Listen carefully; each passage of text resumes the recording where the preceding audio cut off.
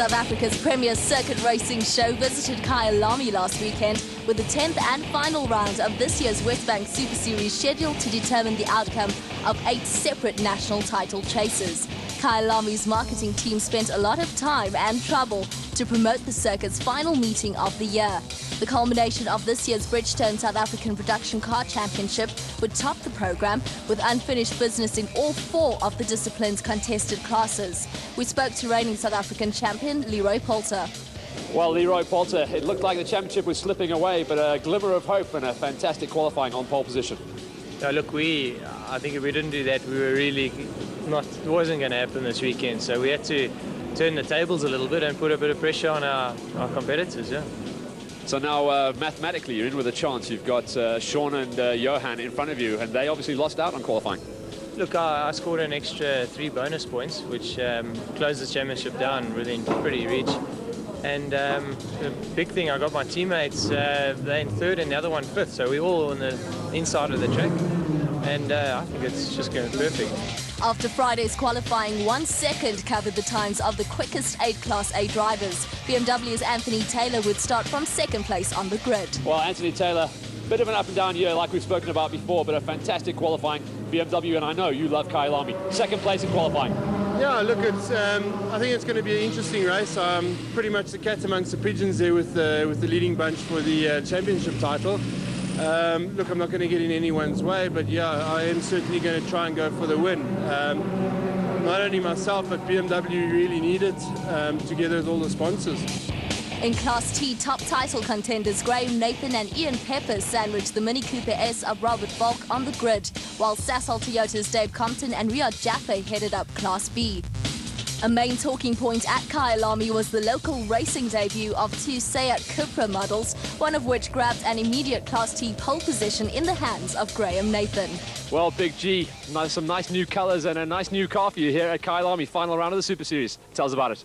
I've been incredibly spoilt. I've got a wonderful new sponsor. Seat has come on board with BP. And yeah, the new car is all credit to the team, Dean, Vic, Stephen Green, the list is endless. Everybody that's helped me, my father, Dennis, thank you, just a whole bunch to all of them. I know it was a bit of a rush job. You guys didn't know whether you're going to have the car ready for this race, but you've got it out there and pole position for the Class T. Yeah, thank you as well to Dick Sorensen for getting the homologation sorted out to allow us to run the car in the series. Yeah, it's attracted a whole bunch of attention, some negative, some positive, more positive than negative, but the car's going very, very well, and yes, I did a great job on the new tyres in qualifying, so yes, hoping I can do it for the rest of the weekend. Fiat Grande Punto pilot Tiernis Ilov topped the junior production car grid next to the Volkswagen Polo TDI of Etienne de Toy and in front of championship leader Robbie Beninka's City Golf. Is Poulter going to be able to take this and capitalise from a pole position? He gets a good start, but look at those Audis come flying through, and here come the Subarus as well. It's going to be 4-wheel drive that's going to have the advantage here as they head down towards turn number 1. It's Bridgestone Production Cars Championship decider here at Kyalami. And look at Taylor in the BMW. He's had a great start, but Poulter really made pole position work. He knew he had to get away from all the 4-wheel drives before they come storming through. It looks like Graham Nathan in the Seat has also got a great start. He's leading Class T as we look at the back end, and that is Class C, just behind Riyad Jaffe going into the Loniel Shopping Centre turn out of there. Look at this battle, 3 abreast going wide. That's Michael Stephen being forced wide. Taylor gets it a bit sideways as well, and all squirrely there. Here comes Sean Watson-Smith. He's looking for a way past as they go into Goodyear corner here. Look at this action on the outside. Is the Audi of Johan Fourie. Oh, Gavin Cronje had to take evasive action on Chop Sapuka. He makes Fourie go wide. Oh, this could be the end of the championship for Fourie if he's stuck in the kitty litter. Fourie will not be happy about that. And look at that, that looks like it's another one of the Seats. That'll be Philip Kekana going off, and there's all kinds of chaos in Class D. Yeah, I think Video Sport needs to have a little chat with Duke Videos because it's havoc time in Goodyear. And as they go out of Goodyear corner now, well, you can see that Toyota Sasol Ronex has been able to get back onto the circuit. But look how far Gary Van Heerden has dropped back, because he, of course, is in Graham Nathan's ex-GTI, and he's now stuck in the middle of that Class C as Class A heads up towards Westbank. Very scary conditions. The track looks dry, but believe you me, there's a river running across by Westbank corner there, and these guys are on essentially dry tyres, so very, very slippery. 4 four-wheel drive is going to come into play very soon as we go on board with Anthony Taylor in the BMW. Heading down towards the mine shaft for the first time, into the sweep and into the Bridgestone Bowl. So the Bridgestone production cars, and can you believe that maneuver from Davy Olivier up at Westbank? He gets it absolutely sideways, but round the outside of those two guys in picture at the moment. Michael Stephen just behind them as well, pushing hard. So here comes Sean Watson-Smith. It's the championship battle. Watson-Smith very late on the brakes. He goes up the inside and takes second place away from Leroy Poulter. That was absolutely amazing. He knows what he has to do. He's in with a mathematical chance of taking the championship, and he's going to push as hard as he possibly can. Davy Olivier just looking for some nice points and putting on a good show. Subaru team will be losing their minds on the side of the track. Oh, very happy. Yeah, here we go on board with Ian Pepper. He's up the inside of Graham Nathan into Bungie onto the final turn. Unable to catch that Seat just yet. The PG Glass man is pushing hard, but this little Seat, even though it's got so much weight in it, it's basically got the same weight as having me in the car. They have tuned it very good, and it's a pretty powerful car. Look at that river that comes across there, and very, very bad conditions. The problem not always the actual water on the outside, but the steam inside with such big temperatures in the actual cockpit of the cars, and that's going to cut down on visibility. Well, you can see Pepper working hard to try and keep Heinz Bazet at bay. Yeah, we see the battle royal here. Just behind them in the two minis of Waberski and Volk. And there is Piet Versaki, first of Class B at the moment. That is Ben Morgenroot way ahead, but that's because of all the carnage that happened a little bit further up the track on the last lap. Yeah, Ben got plenty of clear air. You go back to the second of the, it's actually the first of the Class C's there. That's Tianse Elof. And look at Watson-Smith. He's actually got away from the Nissan. So the problem is the two-wheel drives are just losing. And look at that. That's another one of the BMWs losing out and spinning off. I think it was Taylor. That's Taylor. He's just been taken out, but it started to rain again. That's why you could see Davy Olivier getting it completely sideways out of Goodyear there. He had that foot flat and absolutely locked up. But you can see he's still hanging on to that first place just ahead of Sean Watson-Smith. It's Michael Stephen who's moved into third place now. Behind him is Poulter. So Poulter's dropped back slightly. But you can see it's getting very slippery out there. The rain is coming down in buckets. Well, as the rain comes down, you're going to see change of race. All the four-wheel drives are coming to the front, and the rear-wheel drives are just lighting up. Look at Fari. He's on a charge. Remember, he went off early in the race, and he is just steaming through. He is a man possessed when the rain comes down. Everyone knows Fari is very, very good in the wet. But I'll tell you what, these are very, very wet conditions. He's going to have to push hard and be very careful not to actually go off. Watson-Smith driving a nice, clean race at the moment, and Michael Stevens come up to join him. Look at Davy Olivier. Rally style out of Bridgestone. Heading up towards the kink now. It's Sean Watson-Smith going to try something up the inside. Yes, he is. He looks up the inside of Davy Olivier. Olivier has to just give way, and that's just going to split the Audis and the Subarus now. And right behind them is Poulter, and Poulter's championship is slipping away. Poulter's really hanging on by the skin of his teeth here, and he's just trying to really drive clean. All he can do is keep it clean and not loop out the race. Look at Ben Morgenroot, that RX-8 about underwater as we see Piet Versaki lighting up, crossed up completely. No grip on those Bridgestone tyres. They are dry weather tyres, and we are underwater. Yo, look at the water. Can you believe this? It's a torrential downpour. In fact, it's actually hailing as well, so conditions just atrocious here for the drivers. Some of them using windscreen wipers. You can see Melville Priest is deciding not to use those windscreen wipers. Maybe they're not working. It looks like he might have an electrical problem, though, as he comes down into Bridgestone Bowl. Very difficult conditions here for any driver out in a motor car. You do not want to be out there right now racing. Look at this Fiat just absolutely aquaplaning in there. Tianse Elof with no answer as he ends up into not the kitty litter, but the kitty mud.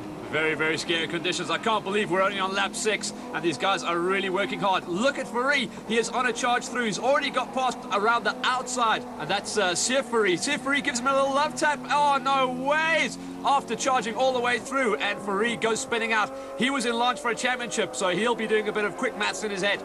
The man is absolutely flying at the moment and loving these conditions is Chop Sapuka. He's coming through the field like a hot knife through butter and not having to worry about anything in terms of the weather. And he's really pushing hard. And Michael Stevens running wide here through Bel Air Shopping Centre. S's as they come up now towards Westbank. Chop Sapuka's going to go up the inside. Stephen runs wide. He's got four-wheel drive. Thank goodness that's going to be able to get him back onto the circuit, or is it? Look at him, absolutely sideways. Four-wheel drive and four-wheel sliding. This has got to be the worst conditions I've seen for the races so far in the 2007 season.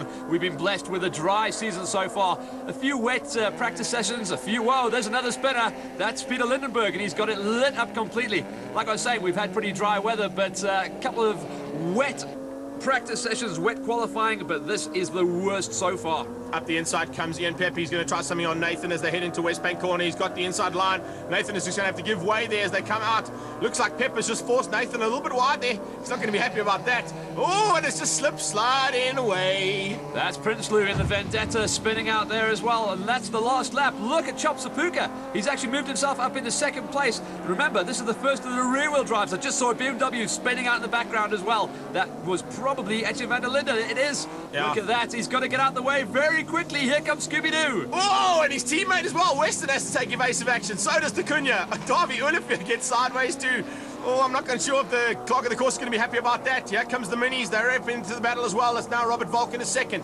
Nathan's right on his tail, looking for a way past in that BP Ultimate Seat. That's a brand new vehicle to production cars, and we're looking forward to its progress next year, because first time out, it is an absolute rocket ship, and they've given it a lot of weight. Oh, Gavin Cronier's put it in the wall at Lone Hill Shopping Centre. Oh, there's Robert Volkoff. So Class T, the second of the Minis, has actually looped it out as well. Conditions absolutely terrifying, and the dry weather tyres just not coping whatsoever with the conditions. Ian Pepper now coming on, have a challenge, driving on different lines as well. Maybe he's found a dry spot around the circuit, and he's going around the outside of Heinz Bozé. Looks like he's made it work as well. Yeah, he's got past Bozé. Now they're going to come onto the braking markers in Goodyear as we see Johan Fourie starting to make his way back through the field yet again. That's Gary van Heerden just behind there. Here comes the first of the Class C guys. That looks like it actually might be Tienzi Elof. In fact, it's Trevor Tuck. It's the red wing mirrors on that Fiat, so a good drive from him. He's managed to hang out and stay out of the trouble and keep it on the black stuff even in trying conditions. But it's Sean Watson-Smith who takes the win in Class A. Sean Watson-Smith's faultless victory did his overall title aspirations a world of good, with his closest championship challengers Leroy Poulter and Johan Fourie finishing 4th and 5th respectively.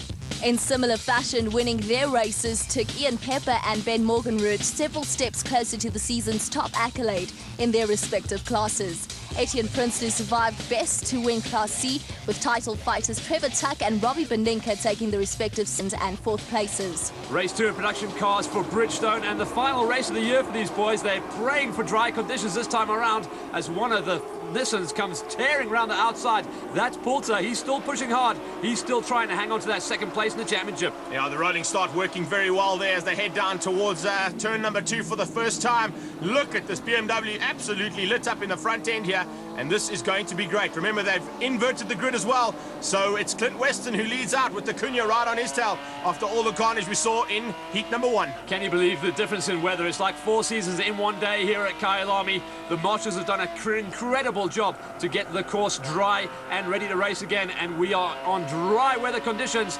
Fantastic racing as we go on board with the Nissans, and they are hurling around the track up front. Yeah, they are indeed. They're trying to get up there as quickly as possible. Johan Fourie has to do some damage control. He didn't have a great outing in the first heat. We're looking forward to seeing him a little bit further up, but look at this Seat coming through the field now as well. It's Philip Kekana, the Township Tornado, on his first time out for a long, long time. He's the teammate to Graham Nathan in the second of the BP Seats. So watch out for their progress as they come through the field. A little bit further back there, we're looking at Sean Pike just ahead of the Class C battle, and it looks like it is Tienz Elof ahead of Prinsloo in Class C. Remember, the rest of the classes are still battling out as we watch the Cunha just looping it out. A little bit too much power, and he did very, very well to keep out the way of the Audis there. Fantastic driving. What a recovery. Yeah, great recovery there. I think the Audis also did a superb job to stay from hitting him, because we've seen a couple of times. Oh, Weston spinning out from the lead. Can you believe it? Clint Weston leading by a country mile, and he spun out as they go through Lone Hill Shopping Centre turn. Unfortunately, a little bit too much power, and things still obviously very slippery out there. It looks bone dry, but obviously not as easy as it looks. Graham Nathan really come to grips with this Seat on his first outing, and fantastic to see the guys get that car ready for the Kyalami round. Yeah, we go on board with Dave Compton. He's just behind the Ford Fiesta, pushing hard at the moment. And can he get past it in the Toyota Sassel Runex? Yes, he has. He's going to take first position away as they go into Bridgestone turn. Oh, a little tap there, just a small one. I heard a nice solid thud there as Van Niekerk tried to come around the outside. Here we go, team flying here. We've got Tuck and Elof putting on a nice show in the Class Cs. They've done very well in their new Puntos, and they're putting on a great show for us as we look at Thornton. Thornton gives a big tap to the Vendetta of that's Prinsloo, and both the boys go off. Yeah, looking at each other through the windscreens, they're not going to be happy about that situation. Oh, look at this. Speaking about not being happy, our new champion has just been demoted one more position by one of those Nissans, and it looks like that actually might be Chopsapuka. Sapuka absolutely loving the conditions here, and I think it's a good time to put on a show. He's had an up and down year, but fantastic results here at Kyalami, and the sponsors will be smiling and looking kindly on this driving. Yeah, the battle's not over though, because he's come straight back as Sean Watson-Smith. Looks like the cars of Sapuka battling with a little bit of understeer as they came through, and as you can see, the rest of the field are also just sitting there saying, right, if you boys make a mistake, we're coming. Parts of the low-lying track, especially in the bowl there, and you saw the guys coming through the sweep. Still a little bit of moisture, and the guys really have to be careful about what lines they're using. As we watch Melville Priest go through there, look at that. The Nissan just lighting it up and drifting offline, so still battling for conditions and battling for grip as the Oki printing Fiesta gets his nose cut off with the Class A's powering through. Etienne van der Linde not giving Mark Silverwood any room there at all as they come into the final turn, and it's going to be BMW's first win for a long, long time, and a great way to end the season for Etienne van der Linde. He comes across the line and takes the checkered flag. While Etienne van der Linde was happy to score BMW's first race victory of the season, a careful 6th place was enough to ensure Audi's Sean Watson-Smith of the year's overall title. In similar fashion, Graham Nathan took the Seat to its first South African race win, while Ian Pepper was content to clinch the season's Class T title by finishing 2nd in his Golf GTI.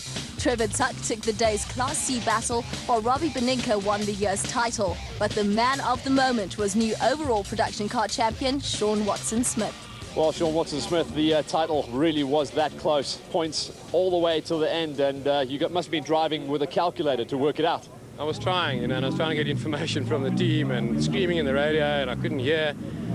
Yeah, unbelievable. I mean, the race was just a disaster. The brake pedal was sticking on, so I had to hook my foot behind it and disengage the brakes every time I wanted to accelerate. And then the brakes just disappeared, so I was falling back and thinking, I'm history, it's gone, you know. And the last lap, I had to pass Gavin Cronier, and my teammate had to play the team Gavin back off and let me pass the line, because otherwise it wouldn't have been enough. But I tell you, I said yesterday, I think this championship's going to come down to the last lap of the last race, and it did. I passed Gavin on the last lap with about 5 corners to go, and Michael at the line kindly giving me the points. I mean, it cannot get closer than that. The last lap of the last race, I don't even know what to say. Unbelievable.